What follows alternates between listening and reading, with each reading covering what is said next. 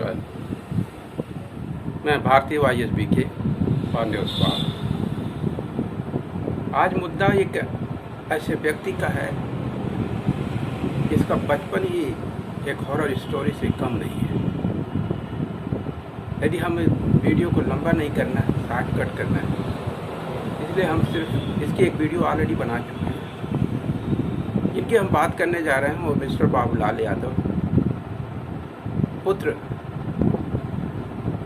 विक्रम यादव, पुत्र संपत यादव, फ्रॉम सरायपुर, थाना निजामाबाद, जिला आजमगढ़,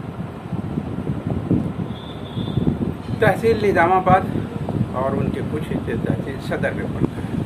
क्योंकि इनके जो खेत है वो कई जगहों पे है, कई गाँवों में है।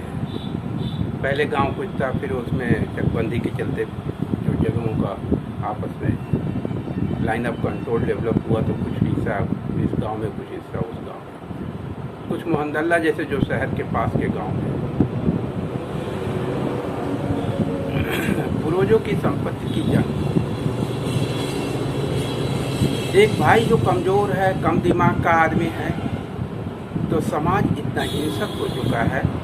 कारण है, हिंसा के पीछे हमेशा प्रशासनिक सत्ता का सहयोग होता है। यह बात क्या प्रशासन के लोगों को समझ नहीं आती?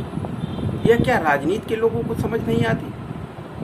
क्या ये 75 साल की आज़ादी का इतना बड़ा दुष्परिणाम कि एक पुत्र, एक भाई जिसको कमज़ोर समझ के, गंवार समझ के, जाहिल समझ के, कम दिमाग का समझ के उसकी पूरी अगली पीढ़ी को खत्म करने का षड्यंत्र सिर्फ प्रशासन के सहयोग से ही संभव हो पाता है।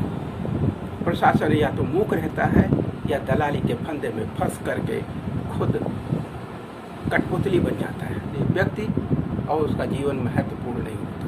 वो पैसे के लिए कुछ भी करने को तैयार होता है।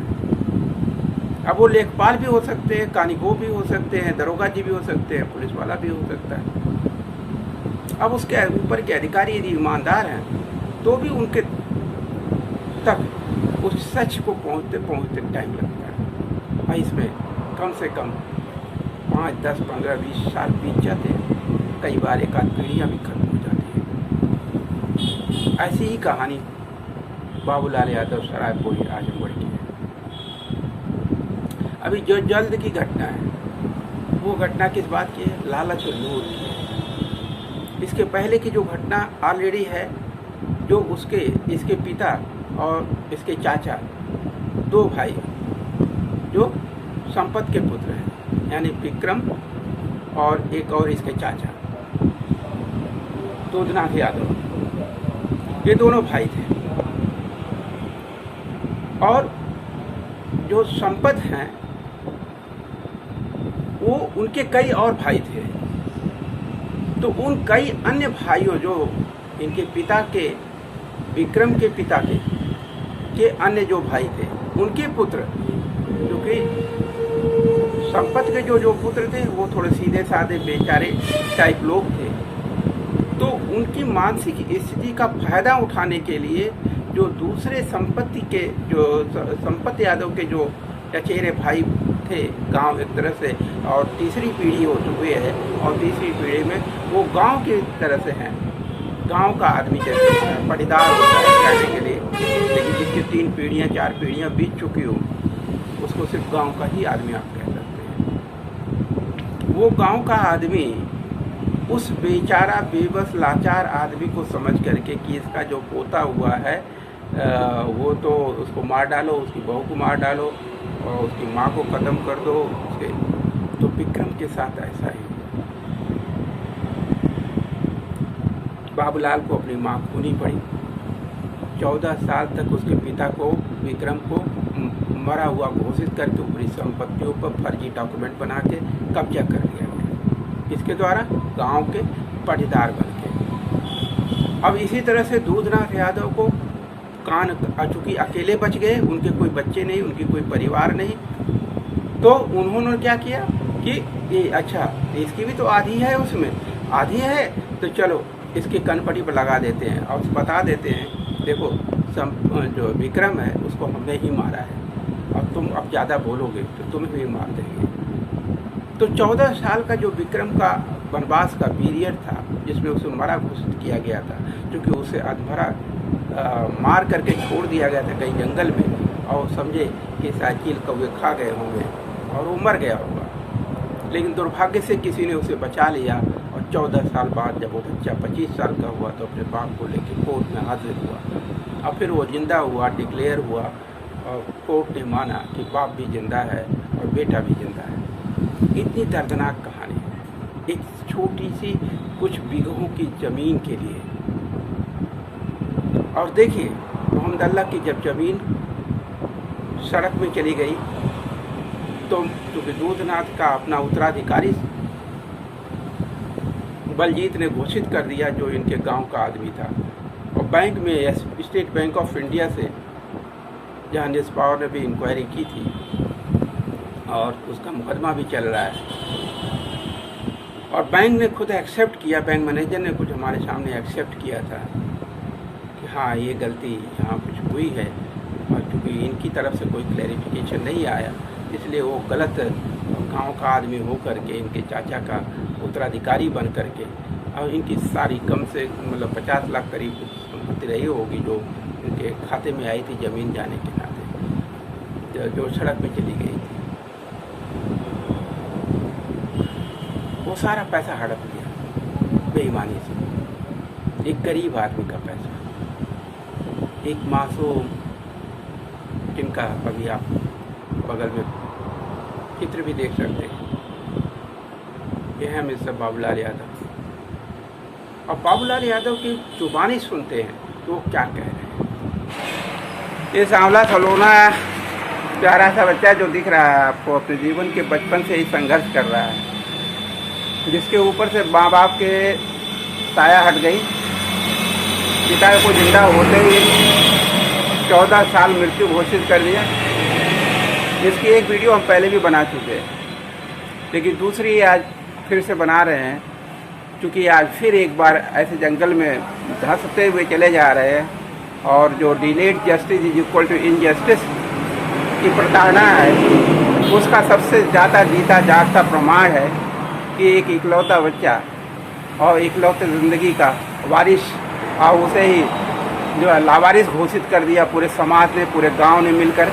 फिर भी ये कानून से अपनी इकलौती लड़ाई लड़ते लड़ते आज ये साबित कर चुका कि मैं उस प्रॉपर्टी का वारिस हूँ, और मेरा बाप जो 14 साल तक लगातार मुर्दा था, अब वो जिंदा हो चुका है। उस बच्चे की कहानी का सच, जो अभी वर्तमान जो दुर्घटना घटी है और उससे इसका जान बची है, उस जान के पीछे की सच्चाई क्या है, या इसी की जुबान से सुनते हैं क्या कहता है। बाबूलाल, आप बताइए कि आपके साथ वारिस को लेकर, वारिसनामे को लेकर क्या फ्रॉड हुआ था? फ्रॉड हुआ तो फर्जी कागज नायब से, नायब एक रिटायरमेंट होता ना, एक वरासत का मामला रहा था, वो वरासत फर्जी में करा के पैसे लेकर के फर्जी वरासत कर दिए। और उसके बाद ये दिखा रहा है यहाँ पर नहीं चढ़ा है, सड़क कोई ने माजल्ला में कह दिए फर्जी में, मेरा खेत नहीं चढ़ा है, जबरदस्ती बो रहा है, बोने जा रहा है, जुतवा रहा था ट्रैक्टर से आज। अच्छा, मतलब वो दिन आपको ट्रैक्टर से वो जुतवाना, मतलब जुतवाने भी लग गया? आज भी जुतवाने लगा, आज की तारीख, फिर आज की तारीख में भी जुतवा रहा? आज की तारीख में। तो आज भी पुलिस आई थी? पुलिस आई थी, मैं कप्तान एसपी साहब को फोन किया तो पुलिस आई। उसके बाद उसको कहीं खेत मत जोतना, कला मैं जबरदस्ती जोतूंगा, बोलेगे तो इसको जान से मार देंगे। पुलिस के सामने भी बोल दिया? हाँ, कहा कि मैं शुक्ले में जान मार दूंगा इसका। ओह माय गॉड, मैं बहुत परेशान हूँ बलजीत यादव। तो उसमें क्या हुआ? वारिस को लेकर पूरी कहानी पहले बताइए। वारिस के वो जो का मतलब उसमें क्या हुआ, फिर उसके बाद ये पेपर क्या किस बात का है? किस बात का पेपर दिखा रहे हैं, क्या दिखाना चाह रहे हैं? दिखा रहा है कि मेरा नाम चढ़ गया है वरासत में, मैं खेत जोतूंगा, नाम नहीं चढ़ा है, उसको फर्जी तरीके से खेत जोतने जा रहा है। अगला पेज पलटिए। धमकी देते मैं अकेला हूँ। मतलब ये इनका कहना है कि जब उन्होंने फर्जी किया तो उस फर्जीवाड़े के खिलाफ उसका जो है लघु हाथ जो है उस कंप्यूटर वाले को पकड़ लिया, नंगे हाथ कंप्यूटर के पकड़ लिया, नायब तहसीलदार को भी पकड़ लिया था। नायब को पकड़ लिया भी, जब फर्जीनामा लिख रहे थे तभी पकड़ लिया था। मैं क्या साहब फाइल मेरा सुनवाई कर लेवल जाते न बहस भाई न कुछ हुआ। हाँ। आप ये उसमें मेरा फैसला कैसे लिख रहे हैं? आर्डर में फाइल ले जाके आर्डर कर दिए पैसा के बल पर। हाँ। बोलने के बाद हमको कह रहे मैं सही कह दूंगा 27 के रिटायरमेंट रहे। हाँ। रिटायरमेंट हो गए क्योंकि हम कुछ कमा लेंगे। हाँ। जा रहे हैं घर पे कुछ कमा लेंगे, पैसा के बल पकड़ दिए, रिटायरमेंट हो गए। तो उसके बाद आपका ये मुकदमा जो हुआ था, एक अगला पेज करिए। ये उसी अगले पेज पे मैं इसका फोटो लेकर भी डाल दूंगा इसमें। ये देखिए क्या लिखा हुआ है, ये साथ में मैं पढ़ भी देता हूँ कुछ लाइनें जो फर्जीनामा हुआ था। देखिए इसमें साफ आ रहा के द्वारा दिए गए आर्थिक प्रलोभन के आधार पर बिना पत्रावली के अवलोकन तथा कथित कूट रचित वसीयत के आधार पर गुण दोष पर आदेश पारित कर नियम व कानून का उल्लंघन किया गया, लिहाजा आदेश दिनांक 14 जून 2022 निरस्त होने योग्य है। यह एप्लीकेशन इनके तरफ से पड़ी और वो स्वीकार हुई और वो मुकदमा कायम है और जिस पर फैसला होना अभी तारीख पर तारीख का सिलसिला जारी है। और फैसला एडीएम साहब के मामला आने वाला है तहसीलदार से। अच्छा।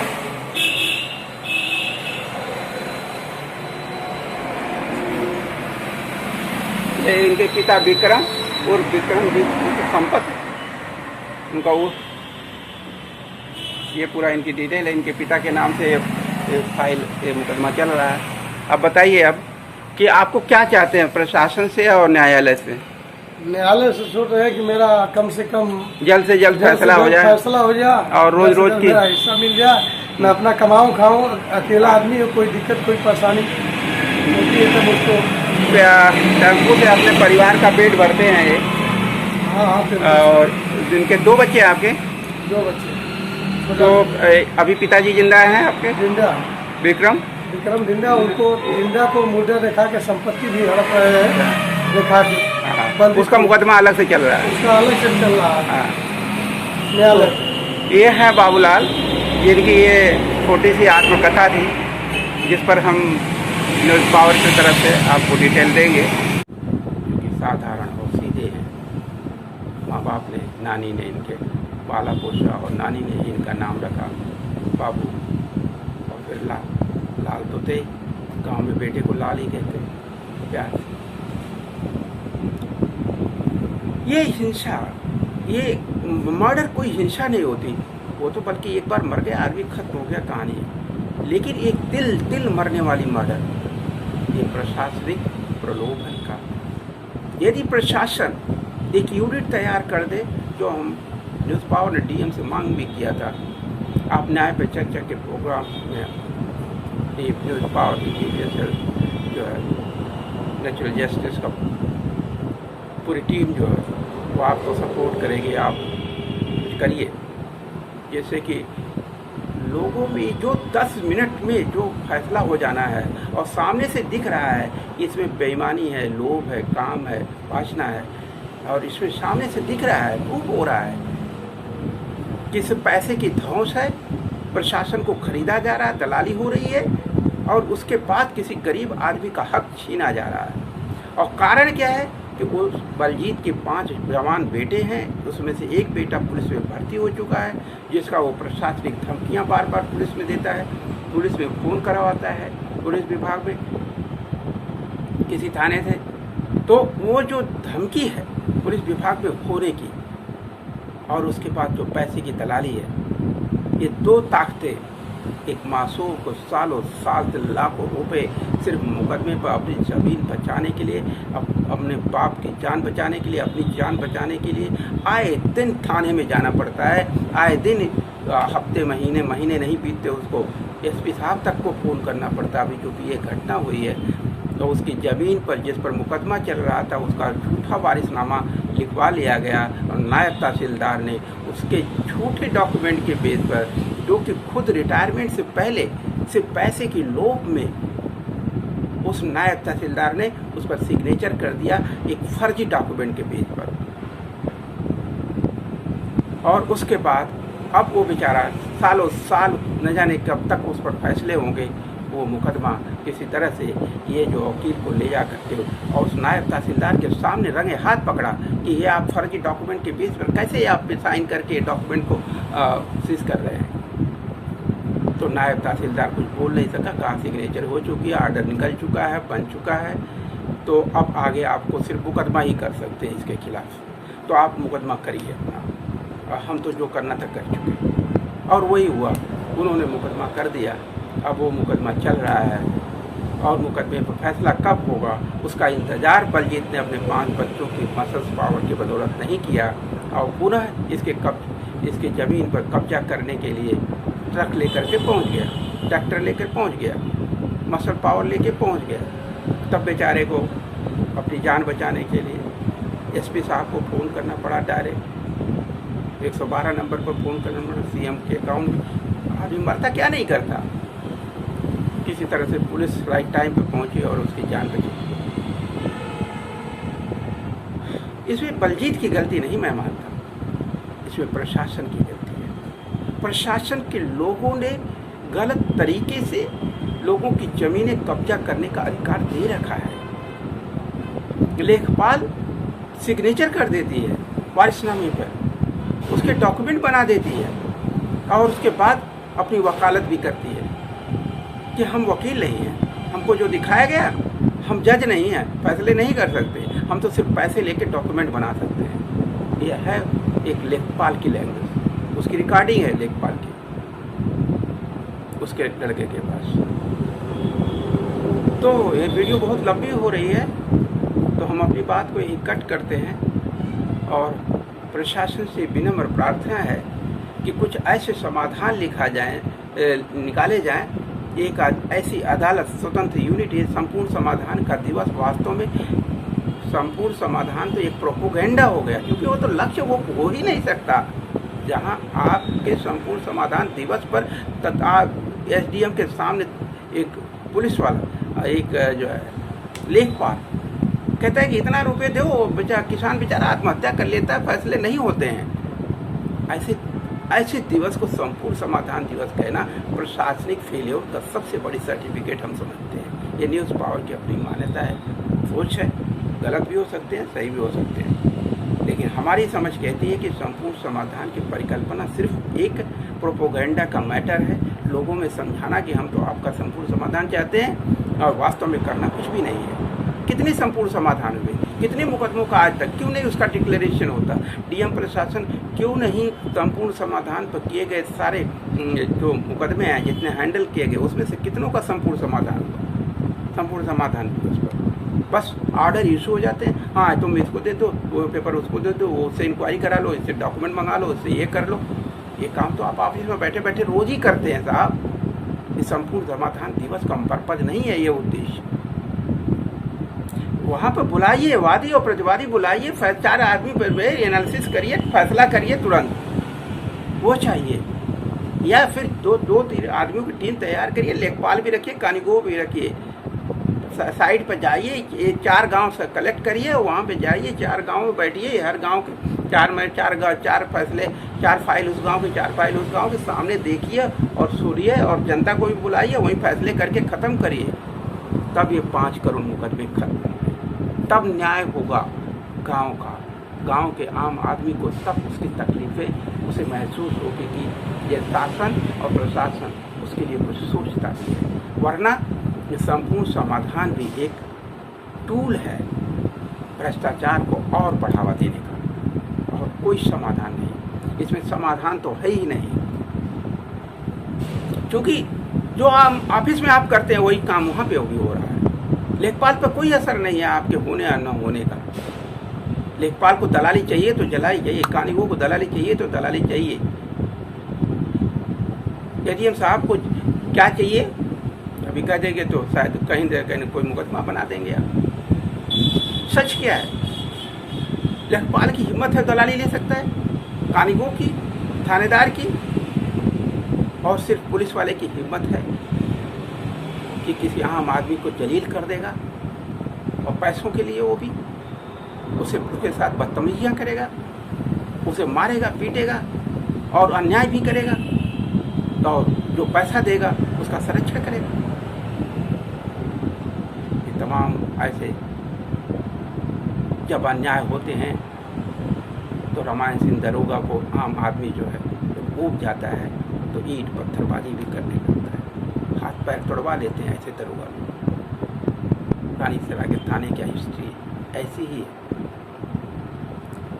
भ्रष्टाचार की कहानी एक सामाजिक संग्राम में परिवर्तित हो जाती है, लेकिन सत्ता की ताकत से अंग्रेजियत दिखाने की काबिलियत भी सत्ता में हासिल है।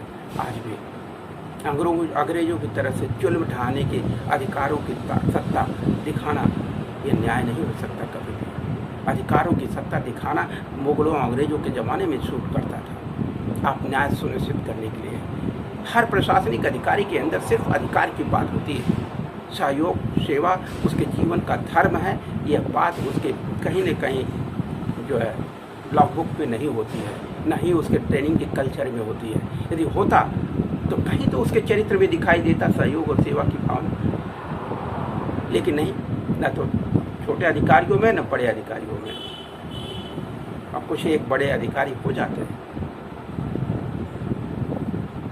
जैसे यहाँ पर कुछ IAS अधिकारी आए थे जिनका नाम बच्चे तक को याद है, LY सुहास साहब, IP सिंह साहब, तमाम लोग। लेकिन उसके बाद भी कई IAS आए और चले गए, आएंगे और चले जाएंगे, किसी को पता तक नहीं चलेगा जिले में।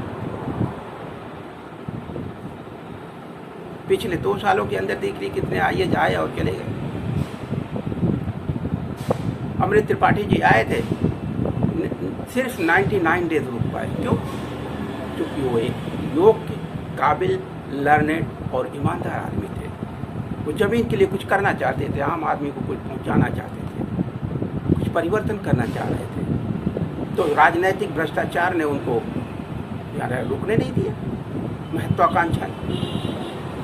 क्योंकि वो राजनैतिक ताजपोशी जब तक नहीं हो जाती है तब तक संतुष्टि नहीं होती। न्याय आप कितनी भी अच्छा करें, लेकिन राजनैतिक संतुष्टि सबसे प्राथमिकता आज की बन चुकी है और इसी की कीमत चुका रहा है। एक बाबूलाल नहीं, ऐसे करोड़ों बाबूलाल जो हैं सालों साल से शायद उनकी अगली पीढ़ियां तक ये मुकदमे लड़ने पड़े, लेकिन फैसले नहीं हो पाएंगे। 50 लाख रुपया किसी ने ले लिया, बेईमानी कर लिया, भ्रष्टाचार कर लिया, लेकिन शासन प्रशासन के चेहरे पर क्या फर्क पड़ता है कि एक आम गरीब आदमी की जमीन बिकी, सरकार ने खरीदा और उसके पैसे दिए, मुआवजे के पैसे कोई दूसरा आदमी उत्तराधिकारी बनकर ले लिया। पूरे प्रशासन हिल जाना चाहिए था, लेकिन हिलना तो दूर की बात था, कोई किसी के कान में आवाज़ तक नहीं गई। मुकदमा चल रहा है और हर दिन 200-300 रुपया सिर्फ वकील साहब को सिर्फ तारीख लेने के लिए चाहिए। एक नया फैशन आ गया है, इसलिए वकील साहब को फैसले में चिंता नहीं है, तारीखों में चिंता है ज़्यादा है। वो सोचते हैं जितनी भी तारीख 50, 100, 200 हर मुकदमे की सिर्फ 200 रुपये तारीख बन जाए तो फिर क्या फ़र्क पड़ता है। हम ऐसे समाज का निर्माण कर चुके जो वकील का प्रोफेशन नैतिकता, ईमानदारी और समाज की सेवा के उद्देश्य से बनाया गया था, आज वो दलाली का हथियार बन चुका है। क्यों? हम एक ऐसे सामाजिक पतन की तरफ जा रहे हैं। ये जिम्मेदारी नेता नहीं निभा रहे हैं, ये नैतिकता राजनीति में छुपी हुई है। राजनीति में नैतिकता स्वाभाविक है, लेकिन उसका हत्या सबसे पहले हुई। यही है देश का दुर्भाग्य। जय भारत, जय गीता, जय सर। मेरा गांव मेरा शहर में न्याय पर चर्चा हो, यह सफ़रनामा या कोशिश पावर की यदि आपको अच्छी लगे तो हृदय से आप सबका एक बार फिर स्वागत। लाइक करिए, शेयर करिए, सब्सक्राइब करिए और हमारे हौसले को अपना आशीर्वाद दीजिए।